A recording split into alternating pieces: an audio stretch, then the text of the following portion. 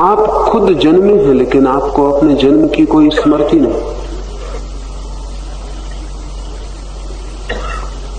मरते सभी हैं, लेकिन बेहोश मरते हैं। इसलिए मृत्यु से जो सीखा जा सकता है उससे वंचित रह जाते हैं। धर्म होशपूर्वक मरने की कला है। धर्म जानते हुए समझपूर्वक मृत्यु में प्रवेश करने का विज्ञान है। और जो व्यक्ति होशपूर्वक मृत्यु में प्रवेश कर जाता है उसके लिए मृत्यु सदा के लिए समाप्त हो जाती है। क्योंकि होशपूर्वक मरते हुए वो जानता है कि मैं मर ही नहीं रहा हूं। होशपूर्वक मरते हुए वो जानता है कि जो मर रहा है वो मेरी देह है, शरीर है, वस्त्रों से ज्यादा नहीं। और जो मेरी अंतर चेतना है वो मृत्यु में भी प्रज्वलित है। मृत्यु की आंधी भी उसे बुझा नहीं पाती। मृत्यु में जो जानता है, जागता है, होश से भरा है, उसके लिए मृत्यु समाप्त हो गई। जो बेहोश मरता है उसी के लिए मृत्यु है। जो होशपूर्वक मरता है उसके लिए कोई मृत्यु नहीं। फिर मृत्यु ही उसके लिए अमृत का द्वार हो जाती। जो होशपूर्वक मरता है वो होशपूर्वक जन्मता भी है, और जो होशपूर्वक जन्मता है उसके जीवन का पूरा गुण बदल जाता है। वो होशपूर्वक जीता भी है। उसका रोआ रोआ, उसकी चेतना का कण कण प्रकाश से, ज्ञान से, बुद्धत्व से भर जाता है। जो व्यक्ति होशपूर्वक जन्मता है उसकी फिर कोई मृत्यु नहीं होती, फिर उसका कोई जन्म नहीं होता। फिर ये देह छूट जाती है, लेकिन परम ब्रह्म में लीनता शेष रहती है। उसे ज्ञानियों ने निर्वाण कहा है, ब्रह्म उपलब्धि कही है, मोक्ष कहा है, कैवल्य कहा है। जिसने मृत्यु को पहचान कर अमृत को जान लिया, शरीर से उसके संबंधों का फिर कोई कारण नहीं रह जाता। शरीर से हम जुड़ते हैं क्योंकि हम बेहोश हैं। बेहोशी हमारा शरीर से जोड़ है, वही सेतु है। होश जोड़ टूट जाता है, शरीर अलग और हम अलग हो जाते हैं। और जैसे ही इस अलगपन की स्मृति गहन होती है, वैसे ही फिर कोई मृत्यु नहीं, क्योंकि शरीर ही मरता है, शरीर ही जन्मता है। शरीर के भीतर जो छिपा है अशरीरी, वो न जन्मता है, वो न मरता है, वो स्वयं जीवन है। जीवन की मृत्यु कैसी? और जो मरता है उसका जीवन धोखे का था, उधार था। जो मरता है उसके जीवन का कोई अर्थ नहीं। ये बड़े मजे की बात है। मनुष्य दो का जोड़ है। एक है मरण धर्मा शरीर, वो मरा हुआ ही है, और एक है अमृत आत्मा, वो स्वयं जीवन है। आत्मा के जीवन की निकटता के कारण ही शरीर जीवित मालूम होता है। शरीर की जीवंतता उधार है, प्रतिफलन है। जैसे दर्पण के सामने आप खड़े हो और दर्पण में आप दिखाई पड़े, वो जो दर्पण में दिखाई पड़ रहा है वो उधार है, वो वास्तविक नहीं। आप हटे कि वो दर्पण से हट जाएगा, वो प्रतिबिंब है, सच्चाई नहीं है। सच्चाई की खबर तो उससे मिलती है, सच्चाई का इशारा भी उससे मिल सकता है, लेकिन जो उसे ही सच्चाई समझ ले वो भटक जाएगा, उससे सत्य का संबंध सदा के लिए टूट जाएगा। शरीर सिर्फ खबर देता है भीतर छिपे जीवन की। शरीर जीवित मालूम होता है सिर्फ निकटता के कारण, सानिध्य के कारण। आत्मा की जीवंतता इतनी प्रगाढ़ है कि मुर्दा शरीर भी जीवित हुआ हुआ मालूम पड़ता है, लेकिन जो इस शरीर के जीवन को ही जीवन समझ लेता है, वो जीवन को जानने से वंचित हो जाता है। मृत्यु में प्रवेश का अर्थ है दर्पण से हटकर मूल में प्रवेश। इस उपनिषद का सारभूत यही है, शेष कथा है। लेकिन शेष कथा भी बड़ी मधुर है और बहुत सी अनूठी बातों की सूचक है। कठोपनिषद बहुत बार आपने पढ़ा होगा, बहुत बार कठोपनिषद के संबंध में बातें सुनी होंगी, लेकिन कठोपनिषद जितना सरल मालूम पड़ता है उतना सरल नहीं है। ध्यान रहे, जो बातें बहुत कठिन हैं उन्हें ऋषियों ने बहुत सरल ढंग से कहने की कोशिश की है, क्योंकि वे बातें ही इतनी कठिन हैं कि सरल ढंग से कहने पर भी समझ में ना आएंगी। अगर सीधी सीधी कह दी जाए तो आपसे उनका कोई संबंध, कोई संपर्क ही नहीं होगा। कठोपनिषद एक कथा है, एक कहानी है, लेकिन उस कहानी में वो सब है जो जीवन में छिपा है। हम इस कहानी की एक एक परत को उघाड़ना शुरू करेंगे। ओम इस सच्चिदानंद घन रूप परमात्मा के नाम का स्मरण करके उपनिषद का आरंभ करते हैं। परमात्मा के स्मरण से आरंभ।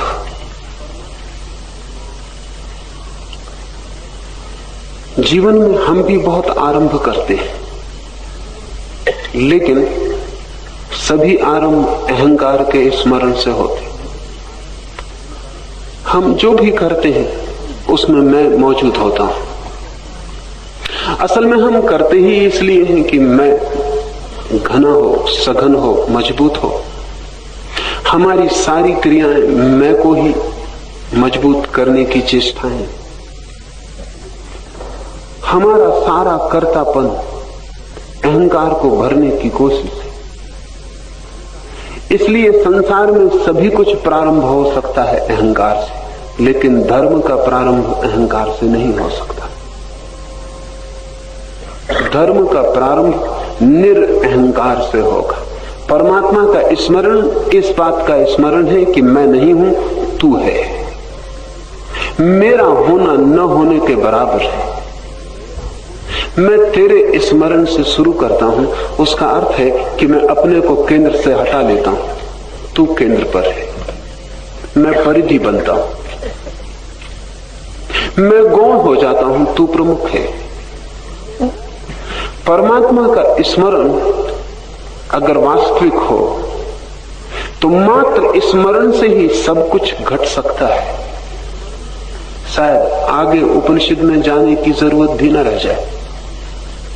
मात्र स्मरण की तू ही सब कुछ है और मैं कुछ भी नहीं। अगर ये सचमुच वास्तविक हो जाए, जीवंत हो जाए, अनुभव बन जाए, पूरे प्राण हमारे इसी एक भाव से भर जाए, पूरा श्वास का हृदय की धड़कन धड़कन एक ही गूंज से उठ जाए प्रभु के स्मरण से, तो शायद आगे जाने की कोई भी जरूरत नहीं। या आगे जो कहा गया है वो ऐसे लोगों ने कहा है जो ऐसे स्मरण से भर गए। जिन्होंने इस स्मरण को जाना उनके लिए जीवन के सारे रहस्य खुल गए। उनके लिए कहीं कोई पर्दा न रहा। उनके लिए जीवन एक खुली किताब हो गई। ऋषि कहता है प्रभु के स्मरण से हम इस उपनिषद का प्रारंभ करते हैं। आपसे भी मैं कहूंगा इस साधना शिविर का प्रारंभ आप अपने से न करें, प्रभु स्मरण से करें। जो अपने से करेगा वो खाली हाथ लौट जाएगा। जो अपने से करेगा वो व्यर्थ ही आया, वो आया ही नहीं। क्योंकि ध्यान वहीं शुरू होता है जहां आप समाप्त होते हैं। जहां तक आप हैं वहां तक कोई ध्यान नहीं।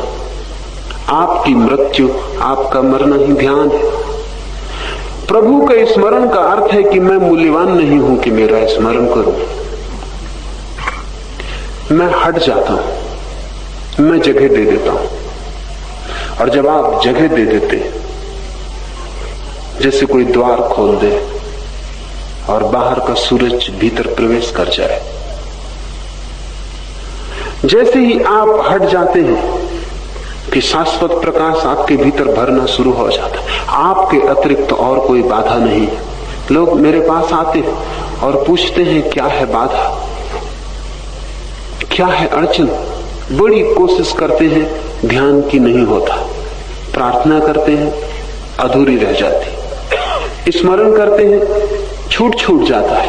माला फेरते हैं, हाथ में ही रह जाती, भीतर कुछ और फिरने लगता है। मंदिर में जाते हैं, पहुंच नहीं पाते। शास्त्र पढ़ते हैं, कहीं भी प्राण उससे स्पंदित नहीं होते। क्या बाधा है, क्या अड़चन? कोई और बाधा होती तो मैं भी छीन सकता था। आप ही बाधा हैं। आपके अतिरिक्त इस बाधा को और कोई भी मिटा नहीं सकता। प्रभु के स्मरण का अर्थ है मैं अपने को हटाता हूं, मैं अपने को भूलता हूं और तुझे स्मरण करता हूं। पर हम बड़े मजेदार लोग हैं। हम प्रभु का स्मरण भी करते हैं तो भी हम ही स्मरण करते हैं, और जहां आप मौजूद हैं वहां प्रभु मौजूद नहीं हो सकता। आपके और उसके मिलने का कोई भी उपाय नहीं। आपकी उससे कभी कोई मुलाकात ना होगी, कभी हुई नहीं किसी की। जब व्यक्ति मिट जाता है तब उसका प्रकट होना शुरू होता है। कबीर ने कहा है कि बड़ी उलझन है। पहले मैं खोजता था, खोजते खोजते खुद खो गया। अब तुम मिले हो, लेकिन तुम मिले हो तब मैं नहीं। जो खोजने निकला था वो अब नहीं। कबीर ने कहा है, जब मैं तुम्हें पुकारता फिरता था, खोजता था, तुम्हारा कोई पता न चलता था, और अब तुम मेरे पीछे पीछे घूमते हो, कबीर कबीर बुलाते, और अब मैं नहीं हूं। आज तक किसी मनुष्य का परमात्मा से मिलन नहीं हुआ, कभी हो भी नहीं सकता। वो मिलन असंभव, वो वैसा ही असंभव है जैसे प्रकाश और अंधेरे का कोई मिलन नहीं होता। अंधेरा होता है तो प्रकाश नहीं होता, प्रकाश होता है तो अंधेरा नहीं होता। आप अंधेरा हैं। हम स्मरण भी करते हैं प्रभु का, तो इस अंधेरे के भीतर ही वो स्मरण थी। हम उस स्मरण को भी इस अंधेरे का एक अंग बना लेते। हमारा धर्म भी हमसे छोटा होता है, हमारी प्रार्थना भी हमसे छोटी होती। और जैसे हम और चीजें संभाल के रखते हैं, वैसे ही अपनी प्रार्थना को भी संभाल के रख लेते हैं, लेकिन मालिक अहंकार ही होता है। प्रभु के स्मरण का अर्थ है कि अब मैं नहीं हूं। और अगर एक बार पूरे हृदय से ये ख्याल आ जाए कि मैं नहीं हूं, तो आप सब कुछ हो जाते, कुछ और पाने को शेष नहीं रह जाता। प्रभु स्मरण स्वयं का विस्मरण, स्वयं का स्मरण प्रभु का विस्मरण। वो जो हमारे भीतर छिपा है तब तक छिपा रहेगा जब तक हमारा अहंकार, जब तक मैं का भाव मजबूत है। जैसे ही मैं भाव हटता है, वो जो भीतर छिपा है प्रकट हो जाता है। वो जो भीतर छिपा है वो परमात्मा है। परमात्मा कहीं कोई आकाश में नहीं बैठा है। इसलिए अगर आप आकाश की तरफ अपनी प्रार्थनाएं भेज रहे हैं तो व्यर्थ ही भेज रहे हैं। और परमात्मा किसी मंदिर में भी नहीं छिपा है। अगर आप किसी मंदिर की तलाश कर रहे हैं, आप समय और जीवन नष्ट कर रहे हैं। परमात्मा आपके भीतर छिपा है, लेकिन जब तक आप हैं तब तक जो भीतर छिपा है वो प्रकट ना हो सकेगा। ऐसे ही जैसे एक बीज जब टूट जाता है तो अंकुरित होता है, वो वृक्ष बन जाता है। बीज की खोल ही वृक्ष को छिपाए हुए है। जब तक आप टूट न जाएंगे और मिट्टी में न मिल जाएंगे, जब तक आप खो न जाएंगे, मर न जाएंगे, तब तक आपके भीतर जो छिपा है वो प्रकट नहीं होगा। आप बाधा हैं। इसलिए उपनिषद शुरू होता है प्रभु के स्मरण से।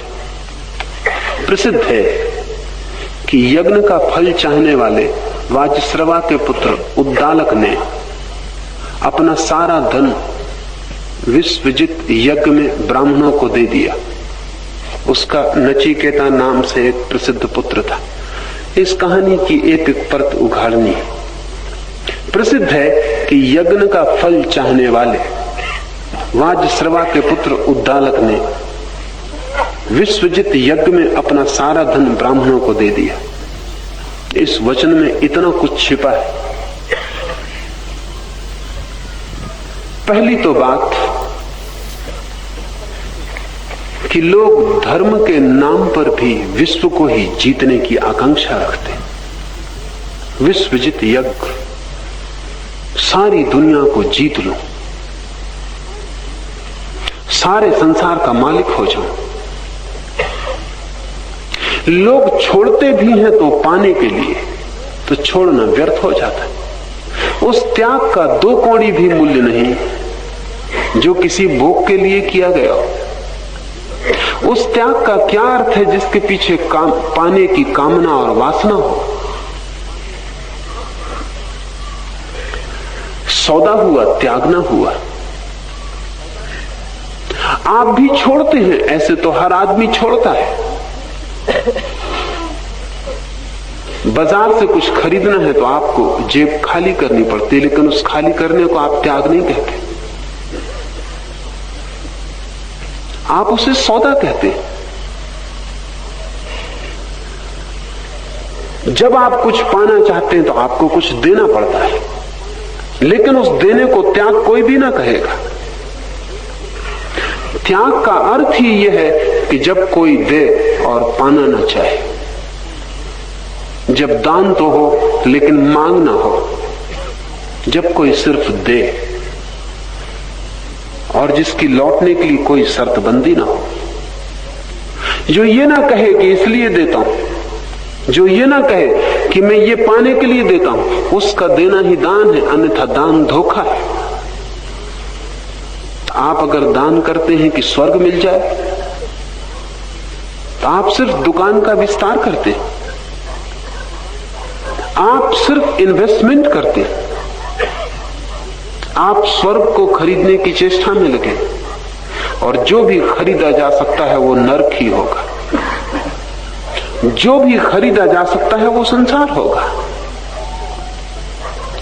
परमात्मा खरीदा नहीं जा सकता, इसलिए परमात्मा को पाने के लिए अगर आप कुछ देते हैं तो आप परमात्मा को न पा सकेंगे। आप सारा संसार भी दे दें, लेकिन अगर पाने की कामना भीतर है तो सारा संसार भीतर मौजूद है। वासना संसार है। बुद्ध ने कहा है वासना, तृष्णा, कामना संसार है। ये जो संसार दिखाई पड़ता है बाहर फैला हुआ, ये नहीं, ये तो ऐसे ही फैला रहेगा। आप नहीं थे तब भी था, आप नहीं होंगे तब भी होगा। ये तो तब भी फैला रहता है जब बुद्ध जैसा व्यक्ति अपनी सारी वासना से मुक्त हो जाता, तब भी ये संसार तो बना ही रहता। इस संसार से कोई सवाल नहीं, संसार से उस कामना का सवाल है जो इस संसार की तरफ आप अपने भीतर से फैलाते हैं। वो जो वासना के हाथ फैलते हैं, पंख फैलते हैं और सारे संसार को अपने कब्जे में ले लेना चाहते हैं। उपनिषद का ऋषि ये कह रहा है कि उद्दालक ने विश्वजित यज्ञ किया, सारे संसार का मैं विजेता हो जाऊं। संसार का जो विजेता होना चाहता उसका धर्म से क्या संबंध? वो सिकंदर की चाह है, नेपोलियन की चाह है, हिटलर की चाह है, सभी पागलों की इच्छा यही है। जीसस ने कहा है कि तुम सारा संसार भी पालो और अगर स्वयं को खो दो तो इस पाने से क्या होगा? उद्दालक सारे संसार को जीतने की आकांक्षा से भरा है, स्वयं को पाने की कोई आकांक्षा नहीं दिखाई पड़ती, स्वयं का कोई ख्याल भी नहीं। उद्दालक का धर्म से कोई भी संबंध नहीं है। उद्दालक कुलीन है, बड़ी प्रसिद्ध उसकी वंश परंपरा है।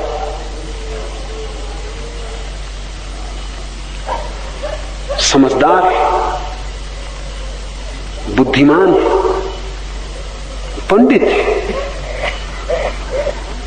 यज्ञ कर रहा है लेकिन संसार को जीतने के लिए।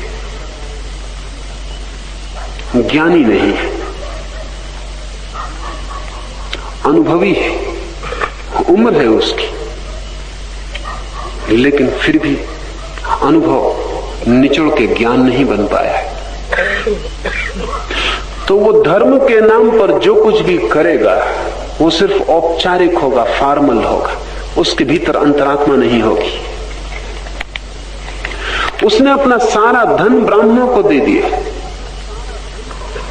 लेकिन वासना है विश्व विजय की, वासना है ख्याति की, यश की, वासना है अहंकार की। अहंकार सब कुछ छोड़ सकता है, सिर्फ आप अहंकार को भर मत छोड़े। तो अहंकार सब छोड़ सकता है, महलों को लात मार सकता है, सिंहासनों को लात मार सकता है, धन को फेंक सकता है, पत्नी बच्चों को त्याग सकता है। अहंकार सब छोड़ सकता है अगर आप अहंकार भर को संभालने को राजी हो। अहंकार डरता है सिर्फ एक बात से कि आप उसको न छोड़ दें। आप सब छोड़ें, क्योंकि अहंकार बड़ा कुशल है। आप जो भी छोड़ते हैं उसी से अपने को भर लेता है।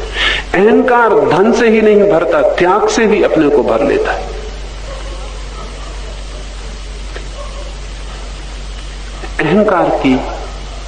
अहंकार का गणित बहुत साफ है। इससे कोई फर्क नहीं पड़ता कि आप महल में रहते हैं कि झोपड़े में। आप महल छोड़ के झोपड़े में रह सकते हैं और अहंकार अकड़ा हुआ रहेगा कि मैंने महलों को लात मार दी। क्या रखा है महलों? मेरे लिए कुछ भी नहीं। अहंकार नग्न खड़ा हो सकता कि मैंने वस्त्रों को लात मार दी। अहंकार किसी भी चीज से रस ले सकता है। तो दान तो किया है उद्दालक ने, दान में कोई कमी नहीं, इसलिए आप अपने छोटे मोटे दान से बहुत ज्यादा परेशान मत हो जाना। उद्दालक ने सब छोड़ दिया, सब दे दिया, सब दे दिया, फिर भी उसकी बुद्धि एक छोटे बच्चे के मुकाबले भी शुद्ध नहीं है। उसका ही बेटा नचिकेता, जो अभी कुछ भी नहीं जानता, ज्यादा शुद्ध है, ज्यादा निर्दोष, इनोसेंट। उसे भी दिखाई पड़ जाता है कि ये बाप बड़ी गलती कर रहा है, इसे भी थोड़ा समझ ले। बहुत बार जो बाप को नहीं दिखाई पड़ता वो बेटे को दिखाई पड़ जाता, क्योंकि बाप की बुद्धि अक्सर धूल से भर जाती। समय, जीवन के कड़वे मीठे अनुभव बुद्धि को निखारते नहीं, कुंद कर जाते, जंग खा जाती है बुद्धि। तो आप ये मत सोचना कि उम्र बढ़ जाने से आप बुद्धिमान हो जाते, बूढ़े हो जाते, बुद्धिमान नहीं होते। सच तो यह है कि बच्चे के पास ज्यादा साफ सुथरी बुद्धि होती, बच्चे के पास ज्यादा निर्दोष आंख होती, वो चीजों को सीधा सीधा देख पाता है, उसके पास ईमानदार हृदय होता है। इसलिए नहीं कि उसने ईमानदारी साध ली, इसलिए कि अभी उसे बेईमानी का कोई पता नहीं। जल्दी ही वो भी बेईमान हो जाएगा, क्योंकि आप सब उसे सिखाने में लगे। माँ बाप हैं, परिवार है, समाज है, विश्वविद्यालय है, गुरु हैं, वो सब सिखाने में लगे। इसके पहले कि वो अपनी निर्दोषता को संभाल पाए, हम सारे विकार उसमें डाल देंगे। वो हमारे काम का तभी है जब विकारग्रस्त हो जाए, जब बीमार हो जाए। हमारी सारी शिक्षा की व्यवस्थाएं उस निर्दोष बुद्धि को नष्ट करने का उपाय करती हैं, जिसको प्रत्येक व्यक्ति जन्म से लेकर पैदा होता है। एक कोरा हृदय जिस पे भी कोई दाग नहीं पड़े, लेकिन दाग पड़ेंगे। ये कोरा हृदय कोई उपलब्धि नहीं है, ये कोरा हृदय बहुत जल्दी गंदा हो जाएगा, इसे भी संसार में जाना पड़ेगा। इसके बाप के पास भी किसी दिन ऐसा ही कोरा हृदय था, इसलिए बचपन प्राकृतिक घटना है, उसमें कोई गौरव नहीं है। लेकिन कोई बूढ़ा होकर फिर जब बच्चे की आंख पा लेता है, तब गौरव की बात है। जब कोई बूढ़ा होकर भी हृदय को बूढ़ा नहीं होने देता और ताजा और निर्दोष रख लेता, तब गौरव की बात है। इसलिए जीसस ने कहा है कि मेरे प्रभु के राज्य में वे ही प्रवेश कर सकेंगे जो छोटे बच्चों की तरह, छोटे बच्चों की भांति। काश जीसस को नचिकेता का पता होता तो जीसस ने नचिकेता का नाम जरूर लिया होता, क्योंकि पूरे इतिहास में नचिकेता जैसा शुद्ध हृदय खोजना मुश्किल है। सभी बच्चों के पास होता है, और आप ये मत सोचना कि आपके बच्चे के पास नहीं। उद्दालक को भी समझ में नहीं आया था, आपको भी समझ में नहीं आएगा। आप जरा अपने अपनी बेटी की बात गौर से सुनना। उद्दालक ने भी नहीं सुनी थी, आप भी नहीं सुनेंगे, क्योंकि आप समझते हैं कि बेटे ना समझ, आप समझदार हैं। उम्र को लोग समझदारी का पर्यायवाची समझ लेते हैं। काश हम बच्चों की बातें गौर से सुन सके, काश हम अपनी बुद्धिमत्ता को एक तरफ हटा के उनकी बातें सुन सके, तो कठोपनिषद जैसे लाखों उपनिषद पैदा हो जाए। ये तो कोई ऋषि पकड़ पाया इस कथा को, उद्दालक नहीं समझ पाया। हुआ क्या, होता क्या है रोज रोज यही होता है। आप अपने बचपन को खो दिए, आपने बेच दिया, आपने संसार की कुछ चीजें खरीद ली। उन्हें खरीदने में आपको अनिवार्य रूप से अपनी निर्दोषता बेचनी पड़ी। आपने कुछ तिजोरी बड़ी कर ली, कोई मकान बना लिया, कोई जमीन खरीद ली, आपने बचपन खो दिया। और जब कोई बच्चा आपसे कुछ कहता है तो एक तो आपको एक दूसरे की भाषा समझ में नहीं आती, क्योंकि बच्चा किसी और ही दुनिया से बोलता है। बच्चे के लिए कुछ और चीजें मूल्यवान है, आप किसी और दुनिया से बोलते हैं। आप दोनों के बीच बड़ा फासला है, आपने बचपन खो दिया है। आप दोनों के बीच एक खाई है, और जब बच्चा बोलता है तो आपकी समझ में नहीं आता, और जब आप बोलते हैं तो बच्चे की समझ में आने का कोई उपाय नहीं। अगर बच्चा तितलियों के पीछे भागता है तो आप समझते हैं पागल है, और आप जब रुपए गिनते हैं रोज रात को बैठ के दरवाजे बंद करके, तो बच्चे की समझ में नहीं आता कि इतनी खूबसूरत तितलियां दुनिया में हैं। और ये बूढ़े बाप को क्या हुआ कि रद्दी गंदे कागजों को गिनता है। ये कागज बच्चे फेंक देगा, फाड़ देगा, और बच्चा अगर आपका नोट फाड़ दे तो आपकी आत्मा फटती है, और आप सोच भी नहीं सकते कि बच्चे के लिए नोट में कोई भी मूल्य नहीं है। नोट में मूल्य होने के लिए आप जैसी विकृत बुद्धि चाहिए, तब उसमें मूल्य होता है, क्योंकि वो मूल्य डाला हुआ है।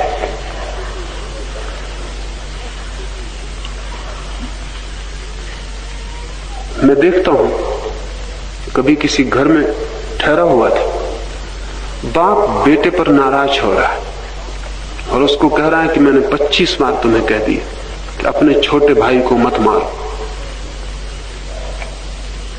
फिर तुमने मारा, और इतनी बार समझा दिया कि अपने से छोटे को मारना बुरा है, और बाप उसको एक चांटा मारता है। और वो लड़का चौंक के देखता और वो कहता है मैं भी छोटा हूं और आप बड़े। लेकिन बाप की बिल्कुल समझ में नहीं आता कि इसमें कुछ भूल हो रही है।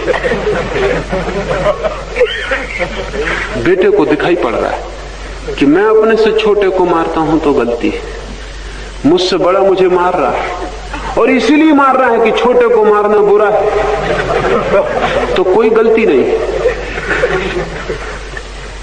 और बच्चा इससे क्या सीख रहा है? बच्चा इससे सिर्फ इतना ही सीख रहा है कि छोटे को मारना बुरा नहीं है, ठीक से बड़ा होना जरूरी है। ये बच्चा कल बड़ा हो जाएगा, और बाप कल धीरे धीरे छोटा हो जाएगा, बूढ़ा हो जाएगा, तब बहुत बहुत तरकीबों से ये बच्चा भी बाप को मारेगा। सब लड़के बाप को मारते हैं, तरकीबें बदल जाती हैं, और बाप तब पीड़ित होते हैं और दुखी होते हैं, और उन्हें पता नहीं कि ये केवल उनने ही जो आवाज दी थी वही वापस लौट रही है। उन्होंने जो बीज बोए थे वे ही काटे जा रहे हैं। अब फसल काटने का वक्त आ गया। हर बाप अपने बेटे के साथ जो करता है बचपन में, बेटा बाप के बूढ़े होने पर वही करेगा, क्योंकि बाप बूढ़ा होकर फिर कमजोर हो गया, दीन हो गया।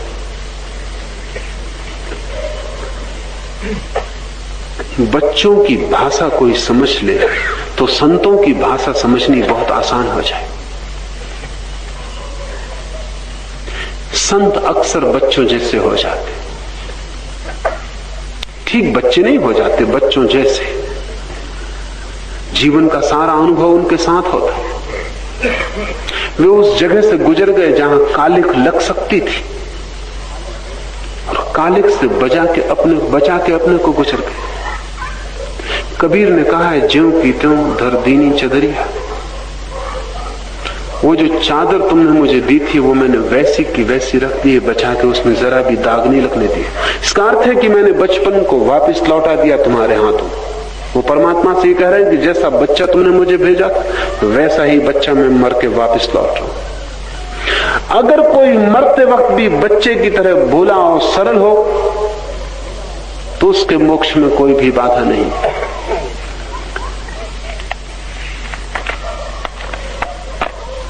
उसका नचिकेता नाम का एक पुत्र था। जिस समय ब्राह्मणों को दक्षिणा के रूप में देने के लिए गौएं लाई गई, ये बच्चे को दिखाई पड़ा, बाप को दिखाई नहीं पड़ा। ये गौएं अपनी आखिरी पानी पी चुकी, आखिरी चारा चल चुकी, इनका आखिरी दूध दुह लिया गया।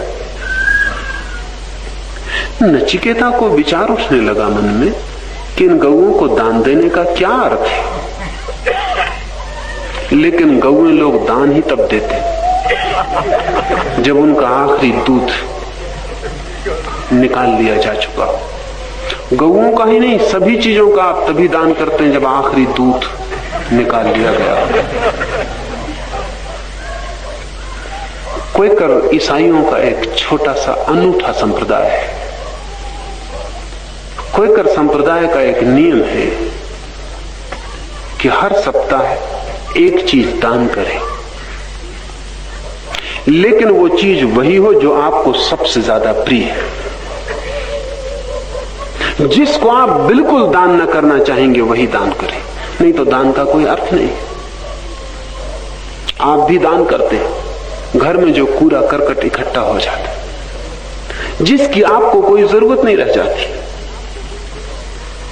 उसका आप दान करते हैं। आप सोचते होंगे कि बहुत धनपति इतना दान करते हैं, उनके लिए धन की कोई जरूरत नहीं रह गई, दूध दुह लिया गया। धन की एक सीमा है, उसके बाद उसमें से दूध नहीं निकाला जा सकता। अब समझें कि एंड्रू कार्नेगी या फोर्ड या रॉकफेलर या बिरला, अब ये धन से क्या खरीद सकते हैं जो इनके पास नहीं है। अब धन से जो भी खरीदा जा सकता है वो ये खरीद चुके हैं। अब धन फिजूल है। अब इस धन का क्या करें। अब इससे स्वर्ग खरीदने की कोशिश शुरू होती तो बिरला मंदिर खड़े होने लगते। ये गाय का दूध दुह लिया गया है, ये इस धन से अब कुछ मिलने वाला नहीं था। जो मिल सकता था वो मिल चुका है, और ये धन फिजूल था। फिजूल धन को लोग परमात्मा की तरफ लगाते, हृदय को नहीं, कूड़े कचरे को लगाते। नचिकेता को दिखाई पड़ने लगा। उपनिषद का ऋषि कहता है नचिकेता में श्रद्धा का आवेश हो गया। असल में भोलापन श्रद्धा है, सरलता श्रद्धा है। नचिकेता कोई तर्क नहीं कर सकता, लेकिन तर्क की कोई जरूरत नहीं। एक छोटे बच्चे को भी यह दिखाई पड़ रहा है कि इस गाय में से दूध तो निकलता नहीं, तो इसे दान क्यों किया जा रहा है। बाप नाराज होगा ही, क्योंकि ये बात चुभने वाली है, ये घाव को छूना है। बेटे अक्सर घाव को छू देते, ये बाप को चुभने वाली बात। ये तो बाप भी जानता है कि दूध नहीं देती, इसीलिए तो दान दे रहा है। अगर दूध अभी बाकी होता तो बाप ने दान दिया ही नहीं होता। बाप इतना ना समझ नहीं जितना नचिकेता है। शुद्ध आंख के लिए एक तरह की नासमझी चाहिए। समझदारी चालाक हो जाती है। इसलिए दुनिया जितनी समझदार होती जाती है उतनी चालाक होती जाती है। लोग मुझसे कहते हैं कि विश्वविद्यालयों से इतने लोग निकलते हैं पढ़ लिख कर, तो दुनिया में चालाकी घटनी चाहिए, वो बढ़ रही है। मैं कहता हूं वो बढ़ेगी, क्योंकि समझदारी से चालाकी बढ़ती है, घटती नहीं। जब एक आदमी गणित ठीक ठीक करने लगता है, तर्क ठीक ठीक बिठाने लगता है, तो चालाकी बढ़ेगी, घटेगी नहीं। दुनिया जितनी सार्वभौम रूप से शिक्षित होगी उतनी सार्वभौम रूप से चालाक और कनिंग हो जाएगी, हो ही गई है। किसी भी व्यक्ति को शिक्षित कर दे और फिर अगर वो भोला रह जाए तो समझें कि संत है। शिक्षित होते से ही भोलापन खो जाता है। ये बाप भी जानता है, बाप होशियार है, गणित जानता है। वो जानता है कि गाय को दान ही तब देना जब दूध समाप्त हो जाए। तो गाय के खोने से कुछ खोता भी नहीं और दान देने से कुछ मिलता है। दान दिया ये वो परमात्मा के सामने खड़े होकर कहेगा कि 1000 गौएं दान करके, लेकिन तुम एक छोटे बच्चे को धोखा नहीं दे पा रहे, तुम परमात्मा को धोखा दे पाओ। नचिकेते को लगा कि ये क्या हो रहा है। इन जराजीर्ण गायों को देखकर उसमें आस्तिकता का उदय हुआ, भोलेपन का उदय हुआ, सरलता का उदय हुआ, चालाकी का नहीं। मेरे हिसाब में भी नास्तिकता एक गणित है और आस्तिकता एक भोलापन है। नास्तिक कहता है कि मैं सिद्ध कर सकता हूं कि ईश्वर नहीं है, उसके पास गणित और तर्क है।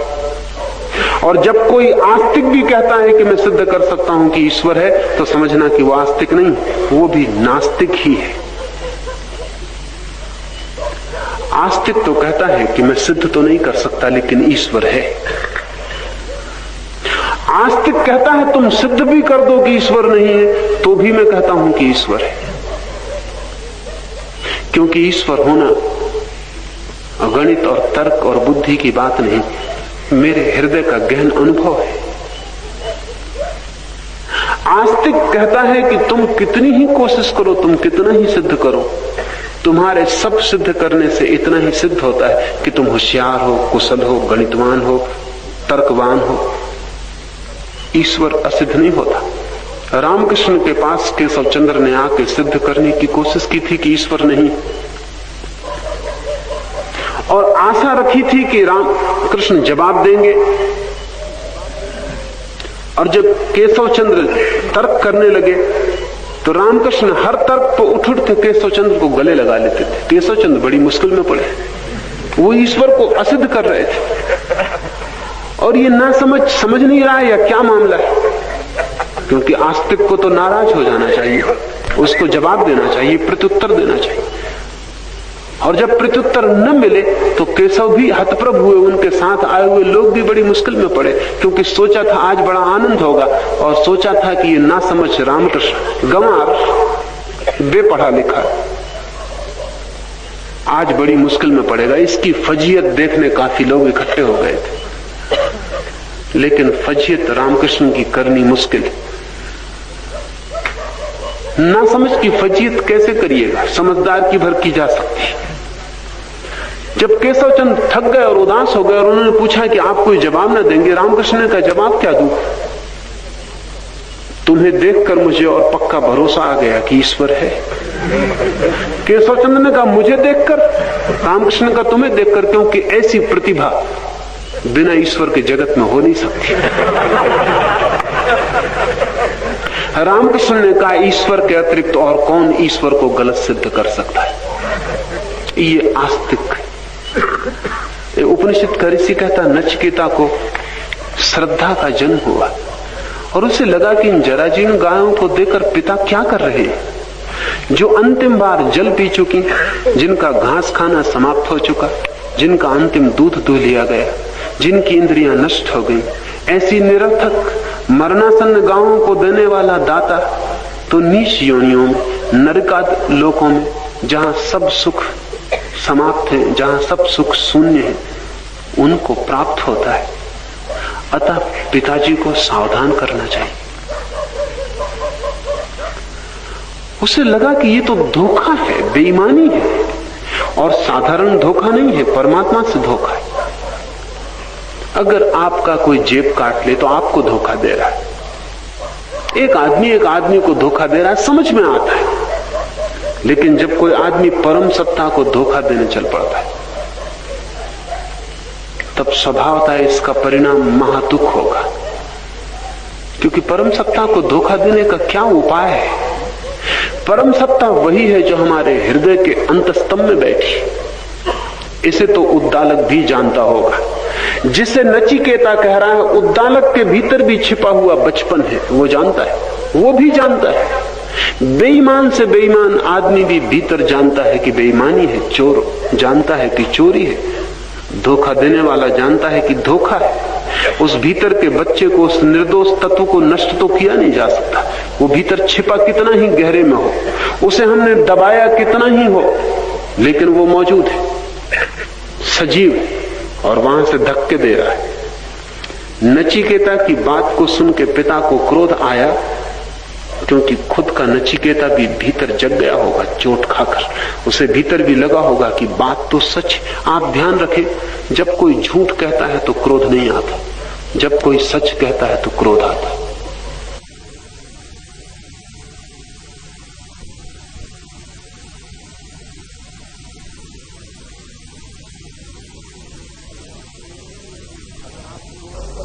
अगर आप चोर नहीं हो, कोई कहता आप चोर है, तो आप हंस सकते, क्रोध कारण नहीं। लेकिन आप चोर हैं और कोई कहता है आप चोर हैं, आप आग से भर जाते, क्योंकि उसने कोई घाव छू दिया, उसने कोई बात जो आपने छिपा के रखी थी बाहर ला दी, उसने कोई नस छू दी जहां से मवाद बहने लगी। तो जब भी आप क्रोधित हो तो समझना कि कोई सच आपके आसपास आ गया। क्रोध बताता है कि घाव छू दिया गया। बुद्ध और महावीर क्रोधित नहीं होते, क्योंकि कोई घाव नहीं है जिसको आप छू सके, कुछ छिपाया नहीं जिसे आप उघाड़ सके, सब उघड़ा हुआ है। अगर संतों को हम गाली देते हैं और वे हंसते हैं, तो इसका यह कारण नहीं है कि आपकी गालियों से उन्हें बड़ा मजा आ रहा है।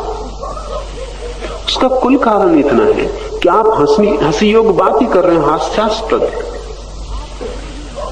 आप अपना ही मजाक उड़वा रहे हैं, क्योंकि आपकी गाली बिल्कुल ही निरर्थक है, वो कहीं भी छूती नहीं, उससे कहीं कोई तालमेल नहीं। आपको जब कोई गाली देता है तो आप फौरन खड़े हो जाते, रक्षा के लिए। किसकी रक्षा करते हैं? भीतर कुछ छिपा है जो गाली तोड़ देगी, भीतर कुछ छिपा है जो गाली प्रकट कर देगी, भीतर कुछ छिपा है जो गाली आपको भी जागरूक कर देगी। पिता नाराज हो गया, क्योंकि बेटे ने दिखता है ठीक घाव छू दिया, ठीक स्थान पर उसने हाथ रख दिया। सोचा बेटे ने, नचिकेता ने, कि पिता को सावधान करो, लेकिन बड़ा मुश्किल है। बेटा जब भी पिता को सावधान करे, पिता को बुरा लगेगा, क्योंकि ये पिता मान ही नहीं सकता कि तुम और मुझसे ज्यादा समझदार।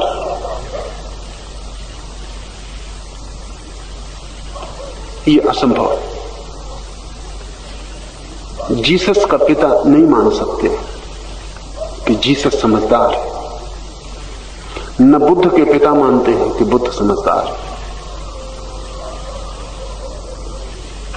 बुद्ध के पिता ने बुद्ध से कहा है, बुद्ध हो जाने के बाद, कि तू अपनी नासमझी छोड़, घर वापस आ, बहुत हो चुका, और मैं तेरा पिता हूं, मैं तुझे अभी भी माफ कर सकता हूं। मेरे भीतर पिता का हृदय, ये आवारागर्दी बंद कर, और मेरे कुल में कभी किसी ने भिक्षा नहीं मांगी, तू भिखारी होकर मेरी ही राजधानी में भीख मांग रहा है। मेरी नाक को मत डुबा, मेरी इज्जत को मत मिटा।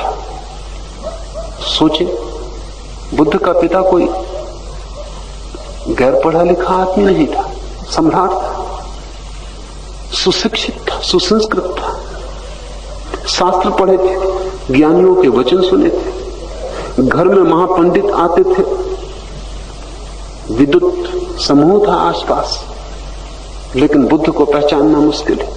बाप का जो अहंकार है वो ये मान नहीं सकता कि मुझसे पहले वो मेरा बेटा ज्ञान को उपलब्ध हो गया। बुद्ध ने कहा विनम्रता से कि आप ठीक कहते